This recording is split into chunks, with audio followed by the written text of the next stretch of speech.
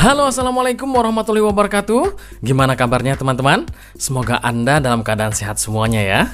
Saat ini banyak yang bertanya, bagaimana sih syarat penerbangan setelah libur Natal dan Tahun Baru tahun 2021? Terutama setelah adanya pengetatan PPKM kemarin. Nah, simak syaratnya baik-baik. Dan bagi Anda yang baru menemukan channel ini, yuk bantu saya dengan mengklik tombol subscribe-nya dan juga klik loncengnya agar Anda selalu mendapatkan notifikasi update lainnya dari saya. Di mana lagi kalau bukan di channel Del Dido.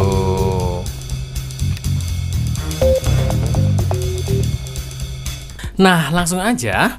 Kali ini saya mau share atau lebih tepatnya membacakan informasi mengenai kebijakan operasional penerbangan terkait COVID-19. Informasi ini terakhir diperbaharui tanggal 3 Januari tahun 2022, pukul 16.40 waktu Jakarta. Artinya, ini adalah aturan terupdate hari ini ya. Adapun peraturan perjalanan dan persyaratan dokumen untuk penerbangan domestik berlaku mulai 3 Januari 2022 hingga pemberitahuan selanjutnya. Nah, ayo kita lihat. Jika Anda akan melakukan perjalanan dari Jawa atau menuju Jawa, atau dari Bali menuju Bali, serta penerbangan antar daerah di Pulau Jawa itu sendiri, maka jika Anda baru melakukan vaksin dosis pertama, Anda tidak diizinkan memakai syarat antigen ya, melainkan wajib PCR test yang hasilnya berlaku 3 kali 24 jam sejak hasil diberikan.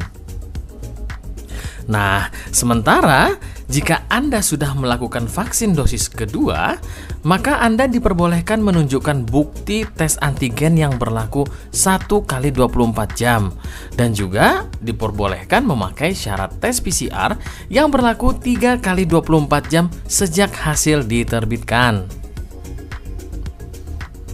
Kemudian yang kedua, jika Anda melakukan perjalanan dari luar Pulau Jawa Bali ke sesama luar Jawa Bali, misalnya ke Kalimantan dari Sumatera atau dari Sulawesi ke Kupang dan sebagainya, maka Anda hanya perlu syarat minimum vaksin dosis pertama saja sudah bisa memakai syarat antigen yang berlaku 1 kali 24 jam sejak hasil diterbitkan atau memakai syarat PCR yang berlaku 3 kali 24 jam sejak hasil diterbitkan. Ada yang unik ya. Biasanya perhitungan waktunya itu sejak tanggal dilakukan tes swab. Akan tetapi peraturan saat ini sepertinya ini dari surat itu diterbitkan. Oke, semoga saja lancar. Nah, sekarang kita akan membacakan hal-hal penting yang wajib diperhatikan. Yang pertama adalah hasil negatif tes COVID-19 itu wajib diterbitkan oleh fasilitas pelayanan kesehatan yang disebutkan dalam keputusan Menkes RI ya. Kemudian kita juga harus memastikan bahwa hasil tes itu sudah diupload ke sistem e-hack yang terintegrasi ke aplikasi Peduli Lindungi oleh Fasiankes terkait. Jadi sebaiknya Anda sebelum tes COVID-19 harus tanyakan dulu kepada petugasnya ya, apakah klinik tersebut terintegrasi dengan Peduli Lindungi atau bisa mengupload hasil COVID test kita ke Peduli Lindungi. Kemudian yang berikutnya adalah saya loncat saja. Anak di bawah usia 12 tahun dapat melakukan perjalanan dengan wajib menunjukkan hasil tes negatif RT-PCR maksimal 3 kali 24 jam dan didampingi anggota keluarga yang dibuktikan dengan kartu keluarga ya. Nah, sekali lagi bahwa anak-anak di bawah 12 tahun harus mengantongi hasil tes negatif RT-PCR yang maksimal 3 kali 24 jam.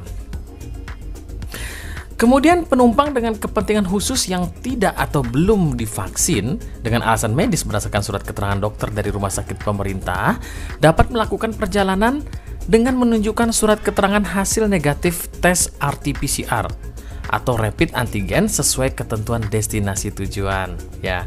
Jadi yang belum divaksin lengkapi saja dengan surat keterangan dari dokter dari rumah sakit pemerintah ya gitu ya. Kemudian hal-hal yang lain adalah ini, penumpang mohon dapat mengunduh dan menggunakan aplikasi Peduli Lindungi untuk proses pemeriksaan dokumen persyaratan penerbangan seperti sertifikat vaksin dan hasil negatif tes COVID-19 di bandara keberangkatan. Dan juga di sini disarankan agar penumpang tetap membawa printout atau hasil cetakan dokumen persyaratan asli seperti sertifikat vaksin dan hasil negatif tes COVID-19 sebelum tiba di bandara keberangkatan sebagai antisipasi apabila dibutuhkan. Baik, demikian informasi singkat dari saya. Semoga hal ini bermanfaat buat Anda yang akan melakukan penerbangan. Jangan lupa like, komen, subscribe, dan share kepada yang lain ya. Akhir kata, wassalamualaikum warahmatullahi wabarakatuh.